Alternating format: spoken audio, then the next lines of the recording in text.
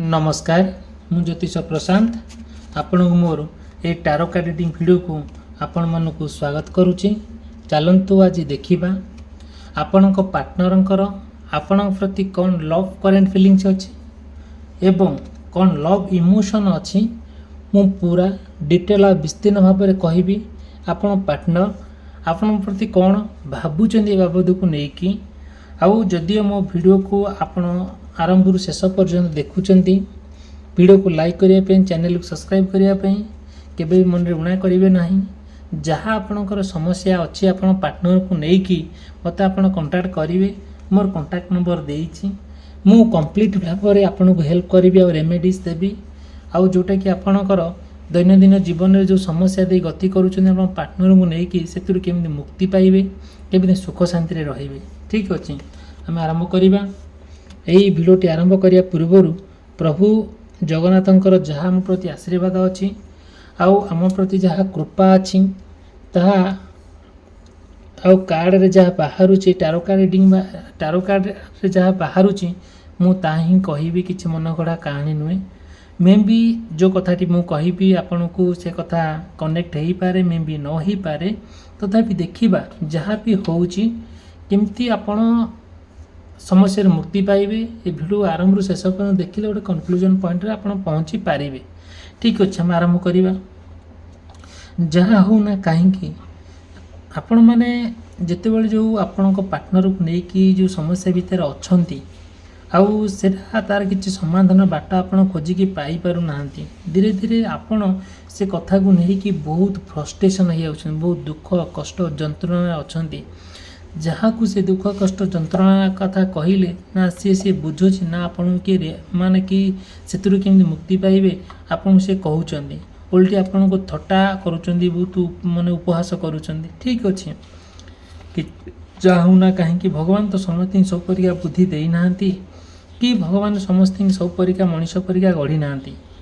किछि ना किछि लोक अच्छंदी हमहु सहाय्य करिवे। एक्जाक्टली मु कहबी आपन केतिक प्रतिश्रुति दूची जहाँ भी प्रोब्लेम अच्छी मत कंटाक्ट कले मु मोर पर्सनल नंबर देइची मु तार समाधान बाट आपन देखेबी। ठीक अच्छी जहाँ होना कहीं कौन से प्रोब्लेम अच्छी आपन पार्टनर आपन को लेकिन कौन भावुंट मन में आपन प्रति कौन अच्छी बाकी सी कौन आपन ठार आशा करुँच कि से आशा आशार कहीं रही जाऊँ स्वप्न स्वप्न रही जाऊँगी आपन जहाँ चिंता करुँच से चिंता चिंतार ही रही जाऊँगी। देखंतु जितेबाला आपण आपण पार्टनर गोटे प्रपोजाल दौरान कि हाँ आम फ्यूचर एवं करवा आउ आमको जहाँ समस्या अच्छे आम दुई जन भितर से समस्या को समाधान करी केमती आगो को जावाई आपण बहुत भल भल प्रतिश्रुति आपण पार्टनर को दियंती, बहुत भल भल प्रपोजाल दियंती।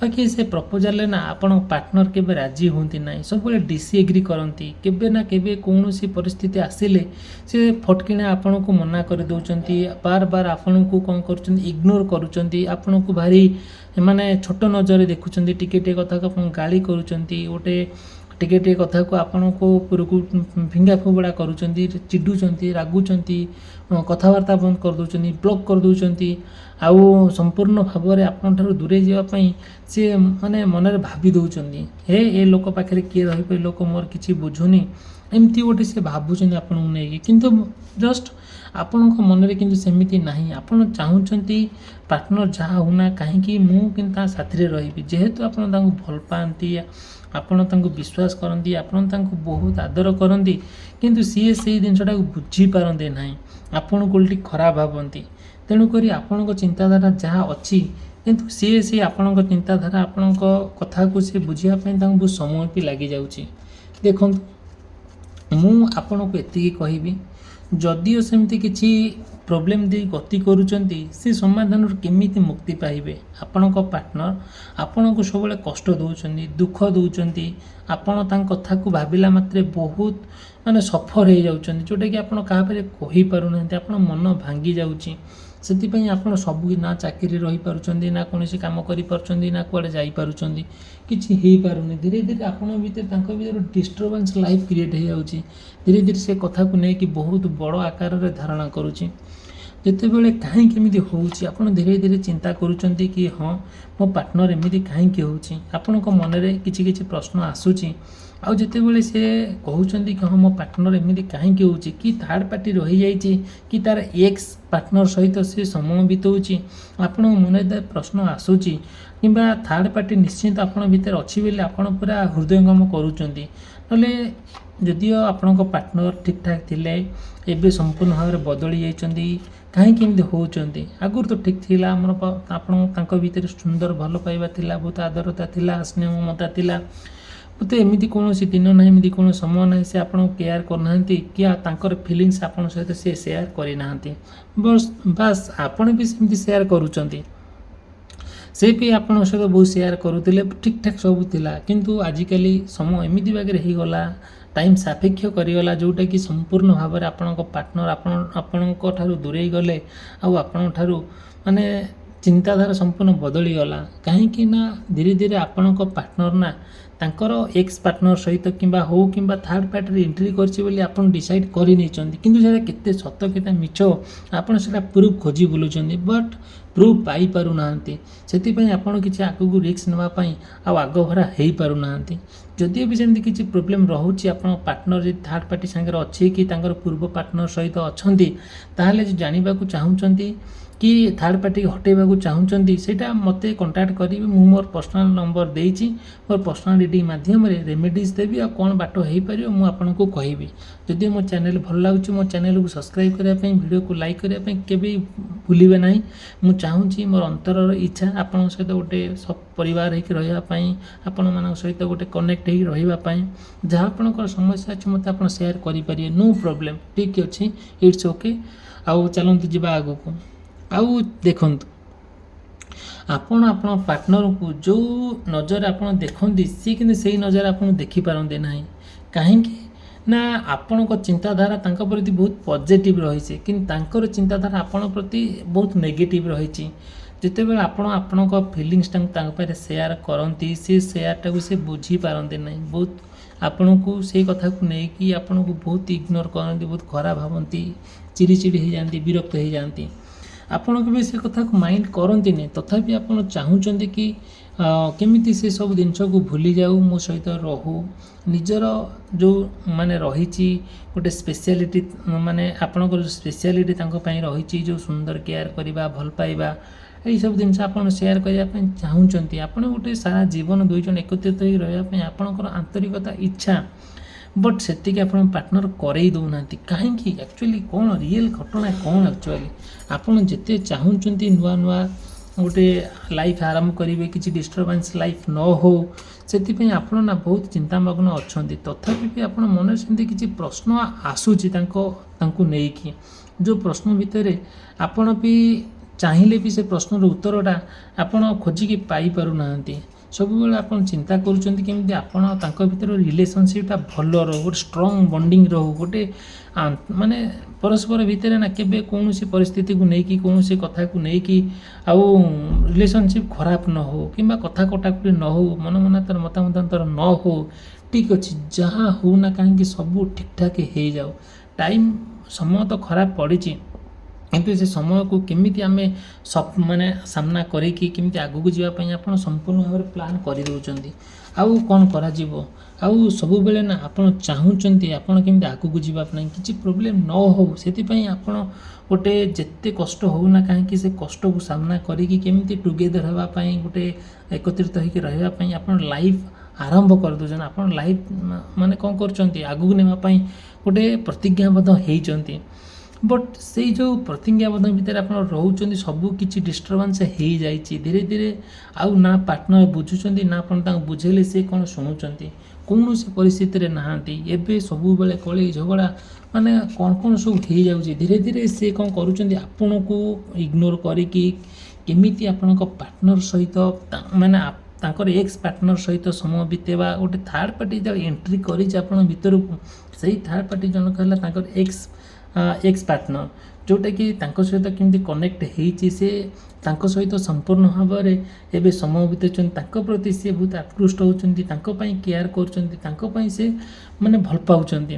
କିନ୍ତୁ ଆପଣଙ୍କ ଯେହେତୁ ଆପଣ ତାଙ୍କୁ ଜୀବନସାଥୀ କରିଛନ୍ତି, ଆପଣଙ୍କର ଯେଉଁ ଆଶା ଅଛି କି ମୁଁ ଯେହେତୁ ଟାର୍ଗେଟ୍ କରିଛି କି ଆପଣଙ୍କର ଅନ୍ତରର ଇଚ୍ଛା ମୋ ପାର୍ଟନର ସହିତ କେବେ କୌଣସି ପରିସ୍ଥିତିକୁ ନେଇକି ପ୍ରୋବ୍ଲେମ୍ ନ ହଉ, ଏଇଟା ଆପଣଙ୍କର ଆନ୍ତରିକତା ଇଚ୍ଛା ଅଛି, କିନ୍ତୁ ସେ ଯେଉଁ ଇଚ୍ଛାଟା ଇଚ୍ଛାରେ ରହିଯାଉଛି ଆଉ ହେଇପାରୁନି କାହିଁକି? ଆପଣ ଦେଖନ୍ତୁ, ମୁଁ ଗୋଟେ ସାଧାରଣ ଭାବରେ ଆପଣଙ୍କୁ କହିବି, ଆପଣ ଯେଉଁ ସବୁ ସିକ୍ରେଟ୍ ରଖିଛନ୍ତି ସେ ସିକ୍ରେଟ୍ଟାକୁ ଯେତେବେଳେ ମାନେ କ'ଣ କରୁଛନ୍ତି ଓପେନ୍ କରିବାକୁ ଚାହୁଁଛନ୍ତି, ଆପଣ କରିପାରୁନାହାନ୍ତି କାହିଁକି? ସେଇଟା ଆପଣଙ୍କ ପାର୍ଟନର ନା ଆପଣଙ୍କୁ ମାନେ କ'ଣ ମାନେ ଦେଉନାହାନ୍ତି, ସ୍କୋପ୍ ଦେଉନାହାନ୍ତି, ତାଙ୍କର ସେତିକି ସତ୍ୟତା ଆପଣଙ୍କ ପାଖରେ ନାହିଁ। ଯେତେବେଳେ ଗୋଟେ ଲାଇଫ୍ ଡିଷ୍ଟର୍ବାନ୍ସ ହେଇଯାଇଛି କୌଣସି କଥାକୁ ନେଇକି, ସେତେବେଳେ ସେଟାକୁ ସଜାଡ଼ିବା ପାଇଁ ସମୟ ଲାଗୁଛି, ତା ସତ, ତା ଟ୍ରୁଥ୍, ତାର କ'ଣ କରିବା ଆମେ? ଯେତେବେଳେ ଡିଷ୍ଟର୍ବାନ୍ସଟା ହେଇଛି, ତା ଡିଷ୍ଟର୍ବାନ୍ସଟା କେମିତି ଆମ ସମାଧାନ କରିବା, ତାର ବାଟ କ'ଣ ହେଇପାରିବ, ସେଇଟା ମୁଁ ଆପଣଙ୍କୁ କହିବି। କ'ଣ ରିଏଲ୍ କଥାଟା କ'ଣ?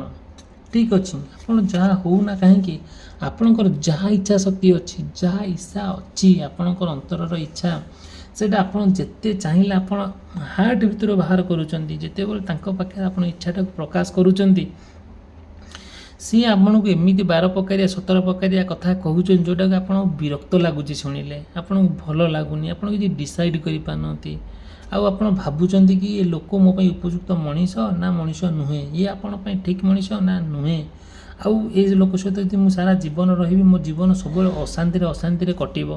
କାହିଁକି ଏମିତି ହେଉଛି? ଆଉ ସେ ରିଏଲ୍ ଘଟଣା କ'ଣ? ଆପଣ ଯାହା ଗୋଟେ କହିଲେ ବି ସେ ଏତେ ଇରିଟେଟେଡ଼ ବିରକ୍ତ ହେଉଛନ୍ତି, ଆପଣଙ୍କୁ ମାନେ ଭଲ ଲାଗୁନି, ଆପଣଙ୍କ ଲାଇଫ୍ ନା ସବୁ ଦୁଃଖମୟ ହେଇଯାଇଛି, ଆପଣ ଚାହିଁଲେ ବି କିଛି କରିବା ପାଇଁ କରିପାରୁନାହାନ୍ତି। କେଜାଣି ତାଙ୍କ ମନରେ ଆକ୍ଚୁଆଲି ରିଏଲ୍ କଥାଟା କ'ଣ ଚାଲିଛି।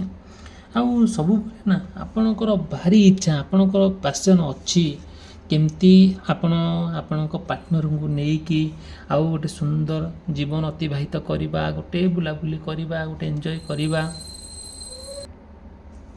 ବଟ୍ ସେତିକିଟା କାହିଁକି ଗୋଟେ ଠିକ୍ଠାକ୍ ଲାଗୁନି, ଭାରି ଅସୁବିଧାରେ ଆପଣ ପଡ଼ୁଛନ୍ତି। ଯେଉଁ ଗୋଟେ ନିଜର ଯେଉଁ ଇଣ୍ଡିଭିଜୁଆଲିଟି ଅଛି ସେଇଟା ଆପଣ ହରେଇ ବସିଲେଣି, ଯେଉଁ ପଜେସିଭନେସ୍ ଆପଣଙ୍କର ଅଛି ଆପଣଙ୍କ ପାର୍ଟନର ପ୍ରତି, ଯେଉଁ ମାନେ କ'ଣ ପଜେସିଭନେସ୍ କହିବାର ଅଛି, ଯେଉଁ ଅଧିକାର ତାଙ୍କ ଉପରେ ଅଛି, ସେ ଅଧିକାର ସେ ଆପଣଙ୍କ ଠାରୁ ଦୂରେଇ ନେଇଛନ୍ତି।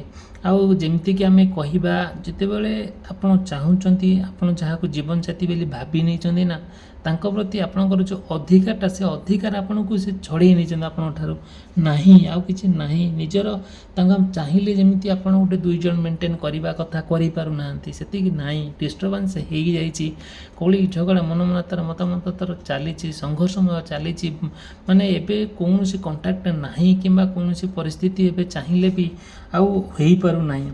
କିନ୍ତୁ ବଟ୍ କାହିଁକି ନା ଦେଖନ୍ତୁ, ଆପଣଙ୍କର ମନ ହେଲା କ'ଣ, ଆପଣଙ୍କର ଯେଉଁ ଇଚ୍ଛା ହେଉଛି ସେଇ ଇଚ୍ଛାଟା ଗୋଟେ ସେମିତି ତ, ଯେତେବେଳେ ମଣିଷ ନା ସାଧାରଣ ମଣିଷ ଯାହା ଇଚ୍ଛା କରେ ତା ପାଇପାରେ ନାହିଁ, ତା ଠିକ୍ ଅଛି, ଆମେ ବି ତା ମାନୁଛେ, ବଟ୍ ଆପଣଙ୍କର ଯାହା ପ୍ରତି ଅଧିକାର ଅଛି, ଯାହା ପ୍ରତି ଆପଣଙ୍କର କର୍ତ୍ତବ୍ୟ ଅଛି, ଯାହା ପ୍ରତି ଆପଣଙ୍କର ରେସ୍ପନ୍ସିବିଲିଟି ଅଛି, ଯେତେବେଳେ ସେଇ ଲୋକ ନା ଆପଣଙ୍କୁ ଧୋକା ଦେଉଛି, ସେଇ ଲୋକ ଆପଣଙ୍କୁ ମାନେ ଇଗ୍ନୋର କରୁଛି, ସେଇ ଲୋକ ଆପଣଙ୍କୁ 12 ପ୍ରକାରିଆ 17 ପ୍ରକାରିଆ କଥା କହୁଛି, ଆଭଏଡ଼ କରୁଛି, ବ୍ୟବହାର ଖରାପ କରୁଛି ନା, ସେଇଟା ଆପଣଙ୍କ ମାଇଣ୍ଡ ସମ୍ପୂର୍ଣ୍ଣ ଡିଷ୍ଟର୍ବାନ୍ସ ହେଇଯାଉଛି, ଭାବିପାରୁନାହାନ୍ତି କାହିଁକି ଏମିତି ହେଉଛି। ଯେତେବେଳେ କେଉଁଟା ଠିକ୍ କେଉଁଟା ଭୁଲ ଆପଣ ତାଙ୍କୁ କହୁଛନ୍ତି, ଇଣ୍ଡିକେଟ୍ କରାଉଛନ୍ତି, ବଟ୍ ସିଏ ସେଟାକୁ ମାନିବାକୁ ରାଜି ହିଁ ନୁହନ୍ତି। ତେଣୁକରି କ'ଣ କରାଯିବ, ସେ ଯେଉଁ କିନ୍ତୁ ଆପଣଙ୍କର ଯେଉଁ ଫିଲିଙ୍ଗସ୍ ଆସୁଛି, ଯେଉଁ ଆଟ୍ରାକ୍ଟିଭନେସ୍ ଆସୁଛି, ମୁଁ କେବେ ବି ଲୋକକୁ ଛାଡ଼ିବି ନାହିଁ, ଯେତେ ସମସ୍ୟା ହେଉ ସାମ୍ନା କରି ବରଂ ତାକୁ ମୁଁ ନିଜର କରିକି ରଖିବି, ଆପଣଙ୍କ ମନରେ ଏମିତି ଭାବି ଦେଉଛନ୍ତି, କିନ୍ତୁ ଭାବନାଟା ତ ଭାବନା ଭିତରେ ରହିଯାଉଛି, କ'ଣ କରାଯିବ? ଆଉ ଯେଉଁ ଆପଣ ଚାହୁଁଛନ୍ତି ତାଙ୍କ ସହିତ ଗୋଟେ ନିବିଡ଼ ଯେତେ କନେକ୍ସନ୍ ହେଇକି ରହିବା ପାଇଁ, ଯେତେ ନିବିଡ଼ତା ହେଇକି ରହିବା ପାଇଁ, ସବୁବେଳେ ନା ଭଲ ପାଇବାଟା ନା ଗୋଟିଏ ବହୁତ ଦୀର୍ଘ, ଗୋଟେ ଆମେ କହିବା ବହୁତ ଡିଷ୍ଟାନ୍ସ ଆଉ ବହୁତ ସର୍ଟ ମଧ୍ୟ, ଯେ ସମ୍ପର୍କଟା ଏମିତି ଏକ ଜିନିଷ ଯେଉଁଟାକି ଚାହିଁଲେ ବି ଆପଣ କରିବା ପାଇଁ କରିପାରୁନାହାନ୍ତି, ନ ଚାହିଁଲେ ବି ଏଇଟା ହେଇଯାଉଛି, ଆପେ ହେଇଯାଉଛି। ଆପଣ ଚାହୁଁଛନ୍ତି ତାଙ୍କ ସହିତ, ତାଙ୍କ ମନ ସହିତ ଆପଣ ମନ ମିଶାଇବା ପାଇଁ, ତାଙ୍କ ହୃଦୟ ସହିତ ତାଙ୍କ ହୃଦୟ ମିଶାଇବା ପାଇଁ, ତାଙ୍କ ଶରୀର ସାଙ୍ଗରେ ଆପଣ ସହିତ ମିଶାଇବା ପାଇଁ, ଆଉ ସବୁ କନେକ୍ସନ୍ କରିବା ପାଇଁ ଚାହୁଁଛନ୍ତି, କନେକ୍ଟ କରିବା ପାଇଁ ଚାହୁଁଛନ୍ତି, ବଟ୍ ହେଇପାରୁନି। ସବୁବେଳେ କ'ଣ ଚାଲିଛି, କିଛି ଏମିତି ନାହିଁ, କିଛି କୌଣସି ହେଇପାରୁନି। ସେଥିପାଇଁ ଆପଣ ବହୁତ ମାନେ ଫ୍ରଷ୍ଟ୍ରେସନ୍ ହେଇଯାଉଛନ୍ତି। ଆପଣଙ୍କର ଗୋଟେ ସ୍ୱପ୍ନ ଥିଲା ଯେ ଆପଣ ପାର୍ଟନରକୁ ନେଇକି ଗୋଟେ ସୁନ୍ଦର ସ୍ୱପ୍ନ ଦେଖିଥିଲେ, ସେ ସ୍ୱପ୍ନରେ ରହିଗଲା। ବଟ୍ ହଉ ଠିକ୍ ଅଛି, ଯାହା ହଉ ନା କାହିଁକି ଶେଷରେ ଆପଣ ଚାହୁଁଛନ୍ତି ଗୋଟେ ଦୁଇ ଜଣ ଏକତ୍ରିତ ହେଇକି ରହିବା ପାଇଁ, ବଟ୍ ହେଇପାରୁନି। ଆଉ ଗୋଟେ ହେଇପାରୁନି, ଯେଉଁ ସୁଖ ଶାନ୍ତି ପାଇବା କଥା ଆପଣ ପାଇପାରୁନାହାନ୍ତି। ସେଥିପାଇଁ ଆପଣ ବହୁତ ମନ ଦୁଃଖରେ ଅଛନ୍ତି, ବହୁତ କଷ୍ଟରେ ଅଛନ୍ତି। କେମିତି ସେସବୁ ଜିନିଷରୁ ମୁକ୍ତି ପାଇବେ, ମୁଁ ଏଟାକୁ ଆପଣଙ୍କୁ ଡିଟେଲ୍ କହି ମୋର ପର୍ସନାଲ୍ ରିଡ଼ିଂ ମାଧ୍ୟମରେ ଯଦି ମୋତେ ଆପଣ କଣ୍ଟାକ୍ଟ କରନ୍ତି ତାହେଲେ ମୁଁ ଆପଣଙ୍କୁ କହିବି। ଆଉ ଯଦି ମୋ ଭିଡ଼ିଓକୁ ଦେଖୁଛନ୍ତି, ମୋ ଭିଡ଼ିଓକୁ ଲାଇକ୍ କରିବେ, ଚ୍ୟାନେଲ୍ ସବସ୍କ୍ରାଇବ୍ କରିବା ପାଇଁ କେବେ ଭୁଲିବେ ନାହିଁ। ଭିଡ଼ିଓଟି ସମାପ୍ତ କରି ରହିଲି। ଧନ୍ୟବାଦ, ନମସ୍କାର।